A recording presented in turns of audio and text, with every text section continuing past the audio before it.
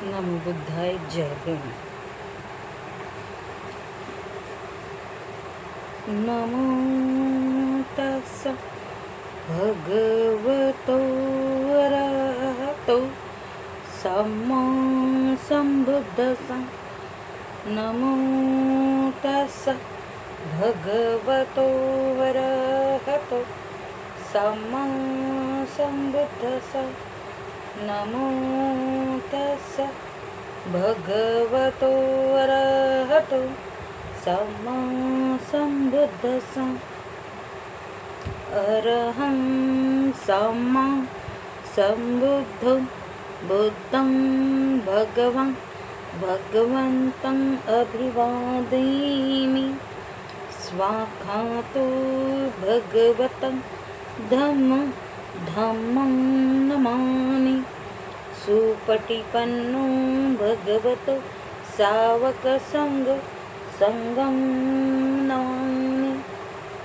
सकलविद्यं विद्रियानं देवरूपं सुजीवं निमलचक्षु गभीरगोसं गर्वर्णं सुखाय अभयचित्तं निभयकामं सुरतधम्मं सुप्रेम विरतरज्जं सुजननेतं भीमरावं सरामि.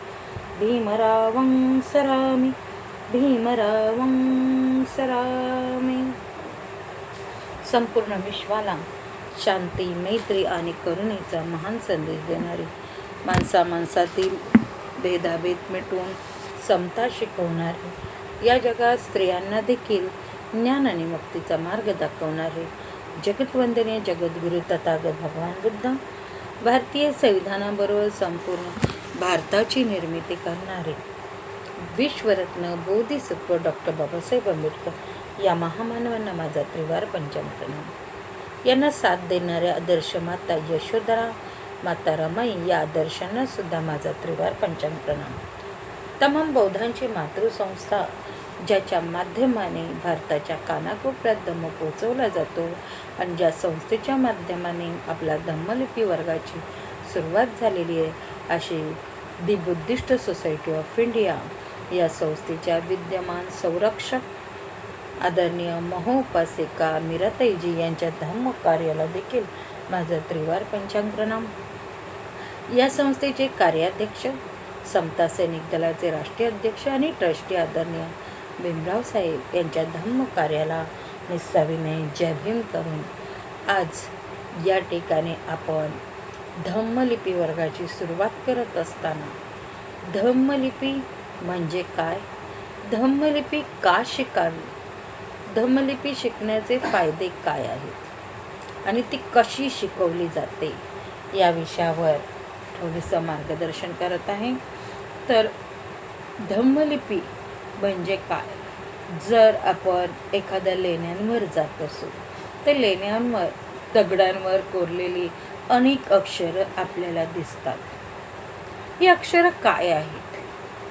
पूर्वीच्या काही सिनेमामध्ये असं म्हटलं जायचं की ती खजान्याचं कोडवर्ड आहे. म्हणजे तिथे गुप्त खजाना लपलेला आहे आणि तो कोडवर्ड सोडवणाऱ्याला तो खजाना सापडतो. म्हणजेच याला कारण काय होतं तर त्या दगडावर जे कोरलेलं आहे ते आपल्याला वाचता येत नव्हतं. आणि पिक्चरमध्ये सुद्धा जे नट आहेत ते आधुनिक काळातले आहेत, ते त्यांना जेवढं सांगितलं आहे तेवढंच करणार आहेत. म्हणजे हे कोणीतरी मनात भरवलेलं की हे दगडावरची लिपी म्हणजेच हा गुप्त खजानाचा मार्ग, एवढंच आपल्याला माहिती आहे. परंतु हे काय आहे नेमकं? आणि अनेक लेण्या आपण पाहतो, तिथली शिल्प आहेत, त्याचा अर्थ काय आहे हे आपल्याला माहीत नसतं. आणि त्यामुळेच आपण एक पर्यटक म्हणून जातो, फिरून आलो, वा खूप सुंदर लेणी आहे, काय अजोड नमुना आहे, खूप सुंदर, अप्रतिम, अरे इथे तर नुसता अंधारच आहे, इथे तर काहीच नाही आहे, अशा प्रतिक्रिया आपण ऐकतो आणि स्वतः देखील देत असतो. कारण त्या रिकाम्या खोलीत नेमकं काय असावं हा प्रश्न कधी आपल्याला पडलाच नाही. आणि त्यामुळे ही रिकामी खोली आहे, काहीच नाही तेच बघण्यासारखं, चला पुढे जाऊया. आणि अशाचमुळे आपल्या अनेक लेण्या दुर्लक्षित राहिल्या आणि दगडावर कोरलेली ही लिपी हळूहळू लुप्त होत गेली. लुप्त म्हणण्यापेक्षा आपल्याला वाचताच येत नसल्यामुळे आपण तिच्याकडे दुर्लक्ष करत गेलो. पण आताचा काळ आहे, आपण धम्मलिपी शिकत आहोत. आता ही धम्मलिपी आपण का शिकायची आहे, धम्मलिपी शिकण्याचे काय फायदे आहेत? तर सर्वात प्रथम हे लक्षात ठेवायचं आहे, ही लिपी धम्मलिपी म्हणजे धम्माची लिपी आहे. यामध्ये सर्वाधिक धम्माची शिकवण दिलेली आहे. आणि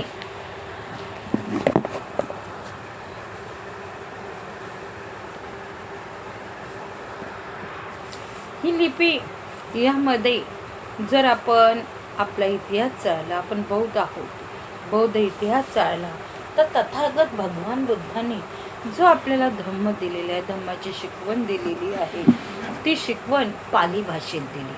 आणि त्या पाली भाषेत भगवान बुद्धांनी दिलेले संदेश लिहिले गेलेले आहेत. आणि यासाठीच आपल्याला सर्वात प्रथम पाली भाषा शिकणं सुद्धा आवश्यक आहे. त्याबरोबर धम्मलिपी म्हणजे दगडावर कोरलेली लिपी, ही लिपी सम्राट अशोकाच्या काळापासून सुरुवात झालेली आहे. सम्राट अशोकाने अनेक शिलालेख कोरलेले आहेत, म्हणजेच दगडावर अनेक लिपी कोरलेली आहेत. सम्राट अशोकाचे आदेश होते, निसर्गाचं पालन कसं करायचं, त्याबरोबर मानवजातीला काय संदेश, त्याने राज्याभिषेक झाल्यानंतर कोणती कामं केलेली आहेत, या सगळ्याचं विस्तृत वर्णन मिळतं ते धम्मलिपीच्या साहाय्यानेच. सम्राट अशोक राजाची ओळख होती ती या धम्मलिपीच्या माध्यमातूनच. आणि हे जर आपल्याला अवगत करून घ्यायचं असेल तर आपल्याला धम्मलिपी शिकणं आवश्यक आहे. आणि याच कारणासाठी आपण धम्मलिपी शिकलं पाहिजे. आता ही धम्मलिपी शिकण्याचा फायदा काय आहे? तर एक तर आपल्याला बुद्धिस्ट कल्चर म्हणजे बौद्ध संस्कृतीची ओळख होते. दुसरी गोष्ट म्हणजेच आपल्याला जो मानसिक आनंद म्हणतात, त्याप्रमाणे एखाद्या लेणीवर गेलो, इतरांना वाचता येत नाही आणि त्यावेळी तुम्ही तो शिलालेख वाचून दाखवला, त्यावेळी तुमचं जे कौतुक केलं जाईल त्याचा आनंद तुम्ही अवर्णनीय घेऊ शकता. आणि म्हणजेच तुम्हाला ते दगडावरचं वाचता आलं की त्याचा आनंद तुम्हाला स्वतःलाच होणार आहे. याचबरोबर पुढे जाऊन बघा, धम्मलिपी आणि पाली भाषेचं पुढे जाऊन जर तुम्हाला आता पाली भाषेला जागतिक भाषेचा दर्जा मिळालेला आहे, त्याचप्रमाणे आपण लेण्यांवर गेलो की आपल्याला काही गाईड असतात आणि आपल्याला माहीत नाही ते गाईड काय सांगतात, ते खरं सांगतात की खोटं हेही आपल्याला माहीत नाही. आणि यामुळेच अनेक गाईड्सना देखील खरा इतिहास माहीत नसल्यामुळे चुकीचा इतिहास देखील सांगितला जातो. त्याबरोबरच आजची संस्कृती म्हणजे हिंदू संस्कृती आहे आणि बरेचसे गाईड हिंदू धर्मीय असल्यामुळे बौद्ध लेण्यांना ते आजही हिंदूंच्या लेण्या म्हणून प्रस्थापित करत आहेत. आणि म्हणूनच जर तुम्ही गाईड म्हणून या ठिकाणी मार्गदर्शक म्हणून देखील जाऊ शकता.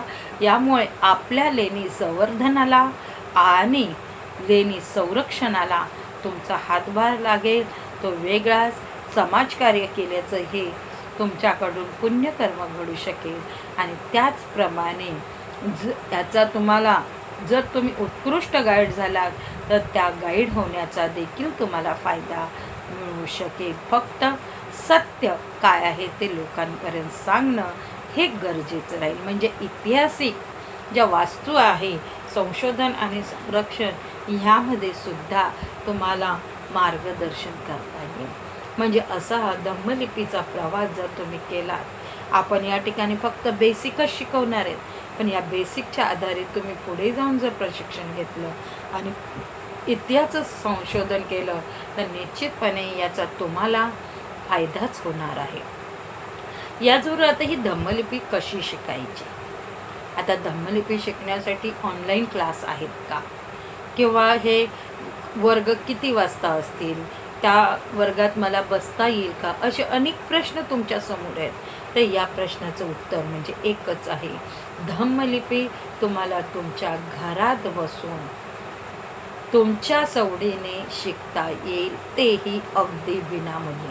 आता इथे सवडीने म्हटलेलं आहे, याचा अर्थ आज पुढच्या वर्षी किंवा अधिक नाही, तुम्ही आत्ता ग्रुपला जॉईन झालेला आहे. दिवसभरात तुम्हाला ज्या वेळ मिळेल फक्त 20 ते 25 मिनटं तुम्ही वेळ काढून या धम्मलिपीचा सराव करून, म्हणजे वाचन करा आणि सराव करून मग तुम्ही तुमच्या भाषेत धम्मलिपी लिहा. अतिशय सोपी आहे आणि हे आपण व्हॉट्सअप चॅटिंगच्या द्वारे धम्मलिपी तुम्हाला शिकवणार आहे.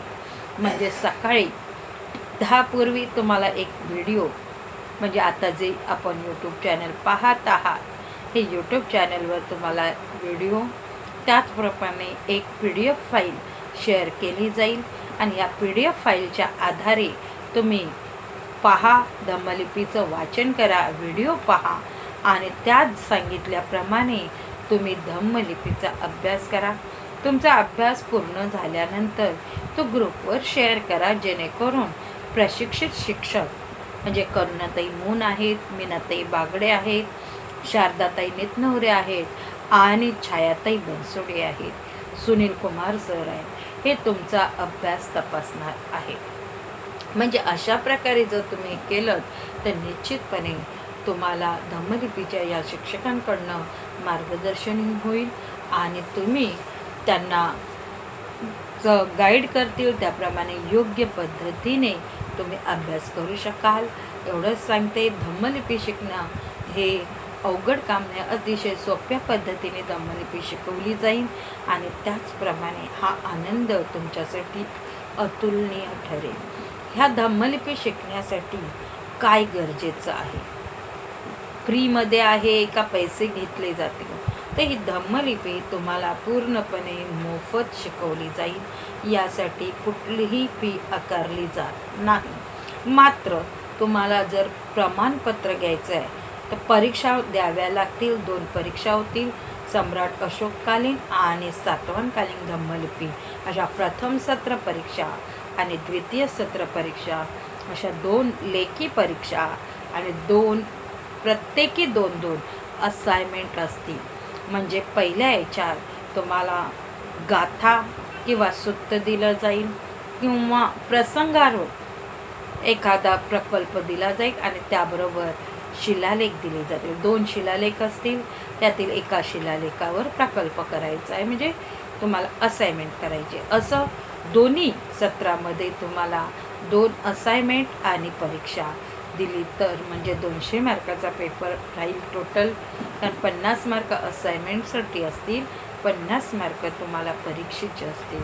असे पहिल्या सत्रात तुम्हाला 100 गुण, दुसऱ्या सत्रात 100 गुण असतील.